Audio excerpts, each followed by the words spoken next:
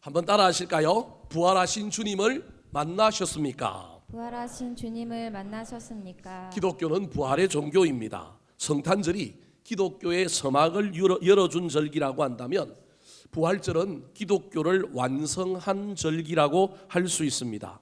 부활절은 기독교를 기독교되게 한 날이며 기독교를 생명의 종교, 능력의 종교, 타 종교와 구별되게 만든 귀한 날이 바로 역사적인 부활절이라고 할 수 있습니다. 그래서 사도 바울은 그리스도의 부활이 없다면 우리의 전파하는 것도 헛것이요 우리의 믿음도 헛것이 될 뿐이라고 부활의 중요성을 강조했습니다. 한국 교회뿐만 아니라 전 세계 교회가 이날을 부활절로 지키고 이 부활절에 수많은 축제들이 벌어집니다. 전 세계에 부활절 축제가 유명한 곳이 몇 군데 있는데 그 첫 번째가 어디냐 하면 스페인의 세비야라고 하는 도시에서 벌어지는 세마나 산타 행렬이라고 하는 것이 유명합니다. 부활절만 되면 수많은 사람들이 각양의 프레이드 옷을 차려입고 프레이드를 벌이는데 저 프레이드 안에는 예수 그리스도의 생애를 분장하여 나오기도 하고 각종의 자기들만의 전통 의상을 입고 저 행렬이 진행됩니다. 세비야에 가면 부활절 날 저 큰 행렬을 보고 많은 사람들이 감동을 받는다고 합니다. 그런데 뒤로 가면 뒤로 갈수록 기독교적인 색채는 없고 좀 이상한 행렬이 따라붙어서 늘 문제가 되기도 합니다. 영국에서 시작됐던 절기가 미국에 와서 히트를 치고 있는 부활절 절기가 하나 있는데 그것이 무엇이냐 하면 영국 에딘버러에서 시작됐는데 부활절만 되면 계란에 색칠을 하고 난 다음에 아이들이 우리로 치면 주걱 같은 걸 가지고 나와서 이걸 깨트리지 않고 가장 멀리 굴려가는 이 축제가 있습니다. 이게 미국으로 건너와서 지금 저 장면은 오늘날 트럼프가 대통령이 됐을 때가 아니라 그 전에 8년 전에 대통령이 되었을 때 백악관에서 저 부활절 에그 굴리기 이스터 에그 롤이라고 하는 대회를 펼쳤던 장면입니다. 전 세계뿐만 아니라 미국의 많은 사람들이 부활절만 되면 저 축제를 벌이면서 부활절을 지내고 보냅니다. 또 다른 축제가 있습니다. 독일에 가면 부활절 전야 우리로 치면 지불놀이 하듯이 모닥불을 피우는 이 절기가 있는데요. 이 모닥불은 베드로의 모닥불을 의미하기도 합니다. 그래서 예수 그리스도를 부인했던 모닥불 앞에서 부인했던 그 이야기, 또 예수님께서 갈릴리 바닷가에서 모닥불을 피워놓고 제자들을 고기 잡는 제자들에게 이리 와서 먹으라고 했던 그 모닥불을 상징하는데 이 모닥불을 이 성탄절 전야에 피우면서 자신의 죄를 회개하기도 하고 또 성령의 불을 사모하면서 부활절을 기다리는 풍습이었는데 점점 그게 변하여 이제는 불 피우고 그 앞에서 노는 축제로 바뀌어져 가고 있어서 안타까움이 있습니다. 또 다른 축제가 이탈리아 피렌체에서 벌어지는데 아마도 세계적으로 부활절 축제 중에 제일 큰 축제가 바로 이 피렌체에서 열려지는 스코피오 델 가로라고 하는 이 축제입니다. 그림으로는 얼마 안 돼 보이지만 저기 있는 마차가, 저기 있는 카트가 1622년에 만들어진 건데 저 카트를 누가 끌고 가느냐 하면 장식된 소가 저 카트를 끌고 가면 저 카트에서 뭐가 나오느냐 하면요, 불꽃이 나와요. 폭죽이 나오고 불꽃놀이가 시작되면서 저 도시를 전부 지나가는데 저 카트가 지나가는 걸 기다리고 따라가는 일들을 통하여 빛으로 오신 예수님을 기리고 부활절의 기쁨을 나누는 축제가 바로 피렌체에 있는 스코피오 델 카로라고 하는 축제였습니다. 문제는 세계의 수많은 부활절 축제들이 열리고 있고 지금도 진행되고 있지만 초창기와 달리 그 축제가 변하여 이제 그 축제의 주인공 되시는 누가 없는 축제가 벌어지고 있느냐 하면 부활하신 주님이 없는 축제들이 벌어지고 있습니다. 세계에서 벌어지는 축제만이 그런 것도 아니요, 오늘날 대한민국에서도 교회에서 매년 부활절 예배를 드리는데 그 예배 가운데 누가 없을 수 있다고요? 예수님이 없을 수 있는 예배를 우리도 드릴 수 있는 아이러니가 우리 가운데 있음을 기억하셔야 됩니다. 붕어빵에 뭐가 없어요? 붕어가 없고요. 칼국수에 뭐가 없어요? 칼이 없는데 부활절인데 누가 없을 수 있다고요? 예수님이 없는 부활절을 보려면 얼마나 비극일까요? 어쩌면 오늘 본문 말씀에 등장하는 도마라고 하는 사람이 부활절에도 주님을 만나지 못했고 그 이후에도 주님을 만나지 못한 불운의 사람, 그런데 그에게 예수님이 찾아와 주셔서 직접 만져보게 함으로 말미암아 부활의 은혜를 경험하게 한 그 놀라운 이야기가 바로 오늘 본문의 이야기입니다. 저는 오늘 본문의 이야기를 통하여 부활절에 우리가 주님을 만났으면 좋겠는데 만나지 못한다 할지라도 사모함으로 도마처럼 나중에라도 누굴 만났으면 좋을까요? 부활하신 주님을 좀 만났으면 좋겠습니다. 그 주님을 만나 그 부활의 영광이, 그 부활의 능력이 우리의 삶을 통하여 흘러갔으면 좋겠습니다. 우여곡절을 통하여 처음부터 만나지는 못했지만 그래도 만났던 도마의 이야기가 저와 여러분의 이야기가 되기를 우리 구주 예수 그리스도의 이름으로 축원합니다. 자, 그렇다면 오늘 본문 말씀이 우리에게 주는 교훈은 무엇일까요? 첫 번째입니다. 따라하시겠습니다. 부활절에도 못 만날 수 있습니다. 부활절에도 못 만날 수 있습니다. 아까 얘기했던 것처럼 부활절인데도 주님이 주인공이어야 하는데 주님을 못 만날 수 있는 날이 어떤 날이냐면 부활절입니다. 2000여 년 전 안식 후 첫날인 오늘날의 부활절날 아침에 여인들이 죽어 시체로 있는 예수님의 몸에 썩지 않게 하려고 향유를 바르려고 무덤을 찾아갔습니다. 찾아가면서 염려합니다. 무덤 앞에 큰 돌이 막혀져 있는데 그 돌을 누가 굴러줘야 되는데 여인들의 힘으로는 굴릴 수가 없으니 누가 우리를 위하여 돌을 굴려줄까 고민하며 무덤 앞에 도착했는데 이상한 일이 벌어졌습니다. 어떤 일이 벌어졌느냐 하면 무덤에 막혀져 있던 돌이 굴려져 있고 무덤이 뻥 뚫려 있는 거예요. 무덤에 들어갔더니 예수님이 없는 겁니다. 자세히 살필 겨를도 없이 이들이 깜짝 놀라서 제자들에게 찾아가서 예수님의 시체가 사라졌다고, 믿음이 빈 무덤이었다고 이야기를 합니다. 그때 제자들이 이 무덤으로 찾아옵니다. 누가 제일 빨리 달려갔느냐 하면 사도 요한이 제일 어렸거든요. 달리기를 마라톤을 제일 잘했던 모양이에요. 사도 요한이 제일 먼저 달려갔고 그 뒤를 이어서 누가 그 빈 무덤에 도착했느냐 하면 베드로가 도착했습니다. 오늘 본문 앞에 있는 6절 7절 말씀 같이 읽어볼까요? 시작. 시몬 베드로는 따라와서 무덤에 들어가 보니 세마포가 놓였고 또 머리를 쌌던 수건은 세마포와 함께 놓이지 않고 딴 곳에 쌌던 대로 놓여 있더라.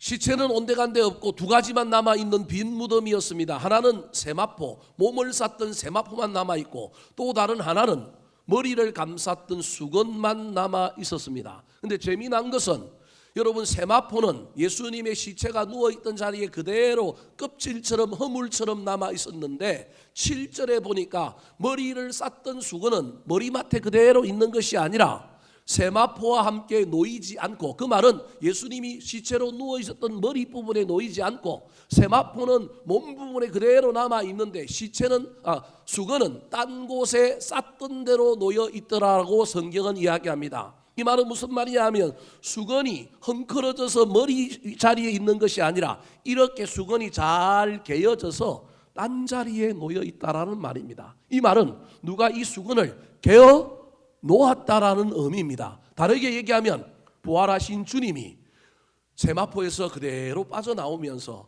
머리에 쓰고 있던 수건은 따로 개어서 따로 놓았다라는 말입니다. 그래서 7절은 어떤 의미에서 예수님께서 부활하셨다라고 하는 증거가 될 수 있습니다. 예수님의 시체를 로마 군병들은 제자들이 훔쳐갔다고 이야기했습니다. 만약에 훔쳐갔으면 여러분 그 바쁜 와중에 훔쳐가면서 수건을 개놓을 필요가 있어요, 없어요? 전혀 없지요. 그 황망한 그 바쁜 상황 속에서 뭐하러 수건을 개놓습니까? 그런데 하나는 그대로 놔두고 하나는 개놓는 이야기를 통하여 이 부조화 속에서 예수님이 스스로 부활하셨다라고 하는 것을 보여준 것입니다. 이 제자들이 이렇게 예수님이 부활하신 것을 보고도 예수님의 부활을 믿었을까요? 안 믿었을까요? 오늘 본문에 보면 애매모호하게 표현하고 있습니다. 자, 8절과 9절 말씀 시작. 그때야 무덤에 먼저 갔던 그 다른 제자도 들어가 보고 믿더라. 그들은 성경에 그가 죽은 자 가운데서 다시 살아나야 하리라 하신 말씀을 아직 알지 못하더라. 8절에 보면 보고 뭐 했다고요? 믿더라. 그런데 9절에 보면 말씀을 아직 알지 못하더라. 그러면 믿었다는 말이에요, 안 믿었다는 말이에요?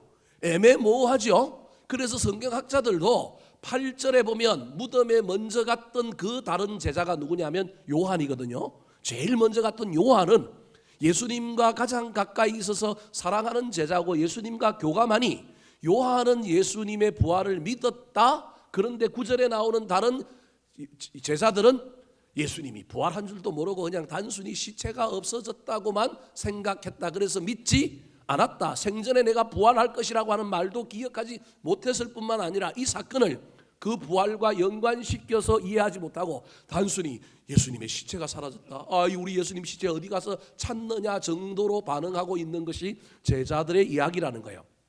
또 다른 성경학자들은 아니다, 보고 믿었다라고 하는 말은 단순히 시체가 사라진 사실을 보고 믿었다라는 것이지 부활을 믿었다는 말은 아니다. 그래서 오늘 본문과 똑같은 이야기를 다루고 있는 다른 성경인 누가복음 23장 41절에 보면 여러분 뭐라고 얘기하고 있을까요? 같이 한번 읽어보겠습니다. 자, 시작. 사도들은 그들의 말이 허탄한 듯이 들려 믿지 아니하나. 사도들은 믿었다는 거예요, 안 믿었다는 거예요?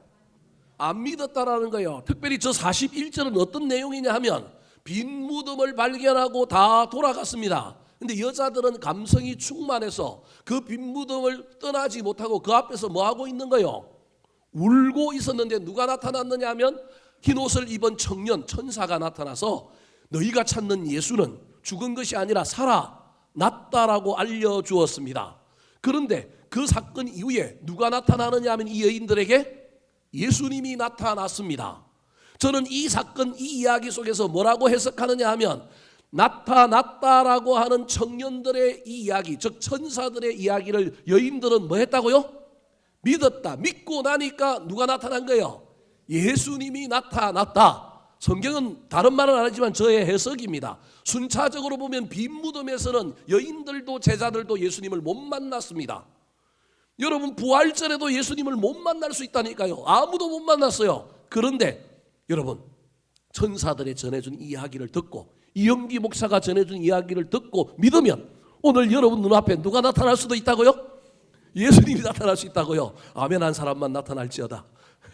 여러분 나타날 수 있다니까요. 성경의 이야기가 그런 이야기라는 거예요. 여인들은 청년들 이야기, 천사들의 이야기를 듣고 믿었다라고 하는 의미 속에 그 다음에 누가 나타났냐 하면 예수님이 나타난 거예요. 그래서 최초로 부활하신 예수님을 만난 사람은 누구예요? 여인들이에요. 그래서 여인들이 다시 예수님의 제자들이 모여 있는 곳에 가서 예수님을 만났다고 부활하셨다고 우리가 직접 봤다고 얘기했는데도 믿어요, 안 믿어요? 안 믿는 게 아까 그 누가복음 23장 41절 말씀인 거예요. 그러니까 무덤에서도 안 믿었고 2차적으로 주님을 만난 이야기를 들었는데도 불구하고 여인들을 통하여 들었는데도 믿은 사람이다, 안 믿은 사람이다? 안 믿은 사람이 제자들인 거예요. 안 믿으니까 제자들에게 예수님이 나타나요, 안 나타나요? 안 나타나는 거예요. 부활은 믿음과 절대적으로 관련이 있는 절기입니다. 부활절에도 여러분 저와 여러분의 삶의 현장에 주님이 없을 수 있습니다. 사랑하는 성도 여러분, 부활절을 보내고 있지만 주님을 만나고자 하는 믿음이 우리에게 없다면 주님은 보여주지 않습니다. 우리 생각에 주님이 부활하셨다면 전 세계인들이 다 볼 수 있도록 저 하늘 공중에서 두 팔을 딱 벌리고 저 브라질에 가면 예수상이 있는 것처럼 모든 사람들이 다 모이는 곳에서 나 뭐 했다고요? 부활했다 그러면 사람들이 다 믿고 좋지 않겠습니까? 여러분 그렇게 하면 다 믿을까요? 믿음은 그런 게 아니라는 거예요. 잘 기억하셔야 됩니다. 다 알려지고 다 사실이고 다 믿을만 하면 믿음이 생길 것 같죠? 절대 믿음은 그렇지 않습니다. 믿음은 사실이 아닌 거예요. 믿는 것은 사실을 뛰어넘는 것이 믿음이기 때문에 우리 예수님께서 부활하시고 난 다음에 전 세계 사람들에게 다 보여주신 것이 아니라 고린도전서 15장에 보면 예수님께서 부활하신 후에 보여준 사람이 자기 자신의 부활체를 보여준 사람이 몇 명이라고 얘기하고 있느냐 하면 500여 명. 제일 마지막에 예수님의 동생 야고보, 그래서 501명. 예를 들 것 같으면 예루살렘 교회의 지도자였던 야고보 동생이 회심하여 미쳤다고 자기 형 잡으러 다녔던 그 동생이 나중에 회심하여 예루살렘 교회 지도자가 되었을 뿐만 아니라 야고보서를 기록한 성경의 제자가 된 이유는 그에게 누가 나타났다고요? 예수님이 나타나셔서 회심했다라는 거예요.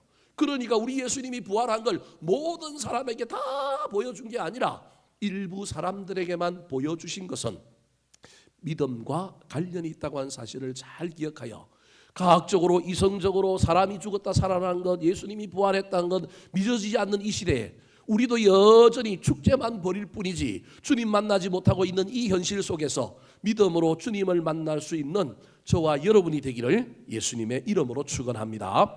두 번째 오늘 본문이 우리에게 주는 교훈은 무엇일까요? 따라하시겠습니다. 은혜의 자리에 불참하면 못 만납니다. 은혜의 자리에 불참하면 못 만납니다. 자, 여인들을 만나 주셨던 우리 예수님이 그 다음에 누구를 만나 주시느냐 하면 제자들을 만나 주셨습니다. 굳이 제자들을 만나 주신 이야기를 표현한다면 그래도 그들이 늘 모였던 자리에 모여 있었기 때문에 만나 주셨습니다. 여인들은 믿음이 있었고 제자들은 여인들을 통하여 들었음에도 불구하고 믿지 않는 사람들, 그 믿지 않는 사람에게 주님이 안 나타나셔야 되는데 그런데도 불구하고 그 믿지 않았던 제자들에게 나타났던 굳이 이유를 찾으려고 한다면 그들이 늘 모였던 곳에 모여 있었기 때문이라는 겁니다. 자, 19절 말씀 같이 한번 읽어볼까요? 시작. 이날 곧 안식 후 첫날 때 제자들이 유대인들을 두려워하여 모인 곳의 문들을 닫았더니 예수께서 오사 가운데 서서 이르시되 너희에게 평강이 있을지어다. 자, 안식 후 첫날 저녁이면요 유대인의 날짜 개념으로 하면 둘째 날 월요일이 시작된 겁니다. 날이 다른 겁니다. 우리는 아침부터가 우리가 하루로 치지만 유대인들은 저녁이 하루인 거예요. 시작인 거예요. 그래서 창세기에도 보면 천지 창조가 할 때 보니까 아침이 되고 저녁이 되고 아침이 되니 이렇게 표현하잖아요. 그래서 하루가 저녁부터 그 다음 날로 시작됩니다. 이건 중동 지역의 모든 이슬람교도 마찬가지입니다. 그래서 낮에는 실컷 금식하다가 뭐 되면 먹어요? 밤 되면 먹어요. 왜? 무슨 날이니까? 다른 날이니까.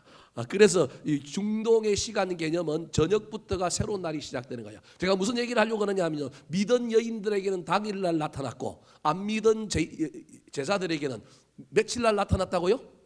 둘째 날 나타난 거예요. 둘째 날. 믿느냐 안 믿느냐가 차이가 있는 거예요. 안 믿은 제자들에게는 안식 후 첫날 저녁이니까 이건 둘째 날이란 말이에요. 우리로 치면 월요일 날 나타난 거예요. 근데 그 제자들에게 나타났던 이유는 이 제자들은 여전히 믿지 않아요. 예수님이 부활했다고 한다면 얼마나 기뻐하고 막 이래야 되는데 두려워서 모인 곳의 문들을 뭐 했다고요?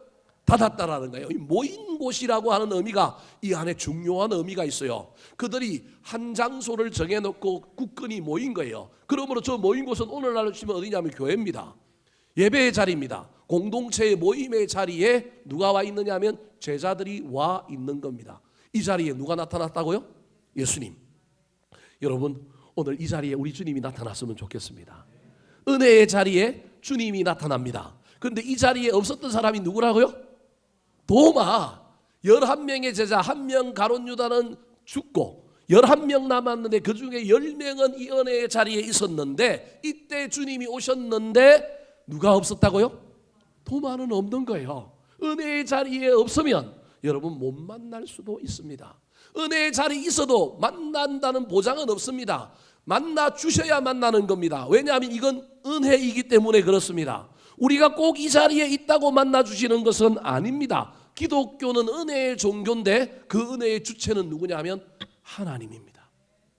우리 주님이 제자들을 찾아오신 것은 어쩌면 은혜의 자리에 모여있기 때문이기도 하지만 자격 없는 자들에게 찾아오신 겁니다. 찾아와서 여러분 저 같으면 너 왜 도망갔냐? 왜 배신했냐?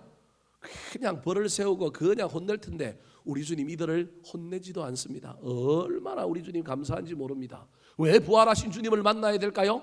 오늘 본문에 부활하신 주님을 만나면 제자들에게 놀라운 일이 생겼는데 우리에게도 그 일이 생겨야 되기 때문에 그렇습니다. 부활하신 주님을 만난 제자들에게 첫 번째 일어난 일은 무엇입니까? 평강이 임했습니다. 앞에 19절 하면 다시 한 번 더 보여주실까요? 시작. 이날 곧 안식 후 첫날 저녁 때 제자들이 유대인들을 두려워하여 모인 곳의 문들을 닫았더니 예수께서 오사 가운데 서서 이르시되 너희에게 평강이 있을지어다. 두려워하는 자들, 염려하는 자들, 문제 많은 자들에게 부활하신 주님이 임하면 평강이 임합니다. 평강이 임하는 게 왜 중요하냐 하면요, 마음의 변화가 모든 변화의 시작이기 때문에 그렇습니다. 우리는 마음의 변화도 없이 환경의 변화만을 먼저 구하는데 여러분, 그 변화는 사고를 치게 됩니다. 마음의 변화를 통하여 문제가 해결되는 놀라운 역사가 일어나게 될 겁니다. 그러므로 예수 그리스도 부활하신 주님을 만나면 마음의 평강이 임하는 놀라운 은혜가 임하는 거예요. 더 나아가서 또 어떤 놀라운 일이 일어날까요?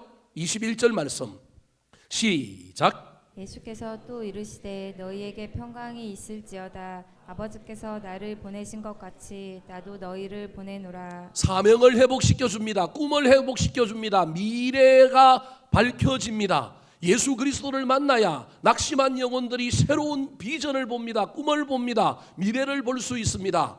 부활하신 주님을 만나야 될 이유가 평강과 비전과 꿈 때문입니다. 더 나아가서 왜 주님을 만나야 되느냐 하면 그 주님 만나야 나에게 능력이 임하기 때문입니다. 22절 말씀 시작. 이 말씀을 하시고 그들을 향하사 숨을 내쉬며 이르시되 성령을 받아라. 너희들이 비전과 꿈을 향하여 내가 너희에게 부여한 사명을 이루려면 너희 힘으로는 안 된다. 안 된다는 거 벌써 십자가 사건 앞에서 경험해 봤지 않느냐. 다 주를 버릴지라도 나는 안 버리겠다고 했는데 결국은 뭐예요? 버렸잖아요. 내 의지 내 능력으로는 안 된다. 너희들이 무엇을 받아야 되느냐 하면 성령을 받아야 된다. 사랑하는 성도 여러분, 은혜의 자리에 있어서 부활하신 주님을 만나시기 바랍니다. 삭개오가 예수님이 지나가는 길목을 지키고 있었다가 만나려고 했는데 장애가 있어서 못 만나는 바람에 키가 작고 사람들이 많아서 못 만났지만 그런 예수님이 갈 자리를 딱 보고 있다가 그 지나가는 자리 앞에 있는 뽕나무 위에 올라갔습니다. 은혜의 자리를 지키면 누굴 만날 수도 있다고요? 예수님을 만날 수 있습니다. 그러나 은혜의 자리에 꼭 있다고 되는 것은 아니지만 그럼에도 불구하고 도마처럼 은혜의 자리에 없음으로 말미암아 주님 만날 수 있는 기회와 은혜를 놓치지 말았으면 좋겠습니다. 여러분, 이 도마는 주님의 자리에 은혜의 자리에 참석의 은혜를 누리지 못했을 뿐만 아니라 그에게는 예수님이 안 나타나셨습니다. 제자들을 이튿날 둘째 날에 만나 주셨다고 한다면 도마 한 명이 예였다고 한다면 도마는 그 다음날 3일이나 5일쯤 되면 도마는 어떻게 해줘야 될까요? 만나줘야 되지 않겠습니까? 만약에 우리 하나님 은혜의 하나님이라고 한다면 우리 하나님 믿지도 않는 제자들도 만나주셨는데 그 자리에 없었다고 그 인간은 영원히 하나님 못 만난다면 예수님 못 만난다면 얼마나 불쌍해요. 그래서 여인들은 당일날 그 다음에 제자들 10명은 그 다음날 만났다고 한다면 자리에 없었던 비록 참석하지 않았지만 참석하지 않았다고 칼로 잘라버리고 그냥 기회도 안 주면 큰일 나지 않겠습니까? 우리 사랑의 하나님 은혜의 하나님은 그를 둘째 날 내지 셋째 날 내지 다섯 달쯤에는 만나줘야 되지 않겠습니까? 그런데 오늘 본문에 보면 며칠 지나서 만나줘요? 8일이나 지나서 만나줘요. 왜 그랬을까요? 그 이유 중에 하나가 바로 이 말씀 때문입니다. 24절 말씀 같이 한번 읽어볼까요? 시작. 다른 제자들이 그에게 이르되 우리가 주를 보았노라 하니 도마가 이르되 내가 그의 손에 못 자국을 보며 내 손가락을 그 못 자국에 넣으며 내 손을 그 옆구리에 넣어보지 않고는 믿지 아니하겠노라 하니라. 믿는다는 거예요? 안 믿는다는 거예요? 안 믿는다는 거예요. 그러니까 여인들의 이야기를 듣고 반응했던 제자들의 모습이 제자들의 말을 듣고 믿지 않는 누구의 모습이나 똑같으냐면 도마의 모습과 똑같은 거예요. 여전히 믿음의 문제인 거예요. 그러니까 믿음의 문제만큼은 우리 주님은 이 도마를 향하여 너 빨리 마음을 좀 변화시켜 봐봐. 다른 제자들이 만났다고 그러면 믿지 않을 것이 아니라 어떤 마음을 가져야 되느냐 하면 사모하는 마음을 가져야 되지 않겠습니까? 아쉽다. 나도 만났어야 되는데 왜 나는 못 만날까? 나 좀 만나게 해주세요. 이래야 되는데 내가 만나기 전에는 만나서 손을 넣어보기 전에는 믿겠다는 거야 안 믿겠다는 거야? 제 해석입니다. 그래서 우리 주님께서 며칠을 끈 거라고요? 8일이나 끌다가 저 인간이 변할 것 같아요? 안 변할 것 같아요? 안 변할 것 같으니까 은혜의 하나님이 더 이상 늦출 수가 없어서 누굴 만나줬느냐 하면 도마를 만나줬다. 이것이 저의 해석입니다. 사랑하는 성도 여러분, 부활절에도 못 만날 수 있고 은혜의 자리에 없으면 못 만날 수도 있습니다. 그럼에도 불구하고 우리 주님의 은혜가 있음을 잊지 않고 달려갔으면 좋겠습니다. 세 번째입니다. 오늘 본문이 우리에게 주는 교훈입니다. 따라하시겠습니다. 다시 찾아오시는 은혜를 사모해야 합니다. 다시 찾아오시는 은혜를 사모해야 합니다. 기독교와 복음의 특징 중에 하나는 세컨 찬스, 또 다른 은혜와 또 다른 기회가 있다라는 겁니다. 세상은 칼로 무를 자르듯이 옳고 그름을 명확하게 합니다. 한 번 아니면 그 사람 절대 아닌 것이 오늘날 시대의 문화입니다. 그런데 우리 하나님은 그런 분이 아닙니다. 우리 하나님은요, 은혜로우신 분입니다. 은혜는 값없이 주는 겁니다. 우리가 신앙생활하면서 제일 어려운 게 이런 거예요. 값없이 받으면, 공짜로 받으면 그냥 대충 여기고요. 내가 돈을 좀 벌어가지고 남이 좀 보태주고 산 거는 귀하게 여겨요. 내 능력, 내 기도, 내 열심으로 뭘 받은 건 아주 귀하게 여기지만 공짜로 받은 것은 귀하게 여긴다 안 여긴다. 이게 우리 기독교의 오늘날 문제예요. 저와 여러분 신앙생활이. 진짜 귀한 것은 어떻게 준 거예요? 값없이 준 거예요. 왜? 우리의 노력으로 얻을 수 있다 없다? 값을 치를 수 없기 때문에 값없이 줬는데, 그걸 어떻게 해석하느냐 하면 값없이 받았으니 이건 값싼 거라고 자꾸 생각한다니까요. 그래서 귀하게 안 여기는 거예요. 여러분, 은혜는요 값없이 주는 거예요. 우리의 공로와 우리의 그 어떤 것으로 받을 수 있는 게 아니에요. 여러분, 도마가 변하고 난 다음에 예수님이 찾아와요? 제자들이 믿고 있어서 예수님이 찾아갔어요? 여인들을 제외하고는요, 제가 보기엔 뭔가 변화가 하나도 없는데도 누가 찾아가시는 거예요? 예수님이 찾아가시는 거예요. 여러분, 이게 놀라운 은혜예요. 저와 여러분이 부활절에 주님도 못 만나고 은혜의 자리 없음으로 말미암아 못 만나도, 여러분 부활절에 주님 못 만나도 도마는 며칠 뒤에 만났다고요? 8일 뒤에. 그것도 지연심으로 만난 게 아니라 은혜로 만났잖아요. 여러분, 전 우리 교회 교인들이 그랬으면 좋겠습니다. 오늘 못 만나도 주님 만났으면 좋겠습니다. 그러려면 사모하면 되지 않겠습니까?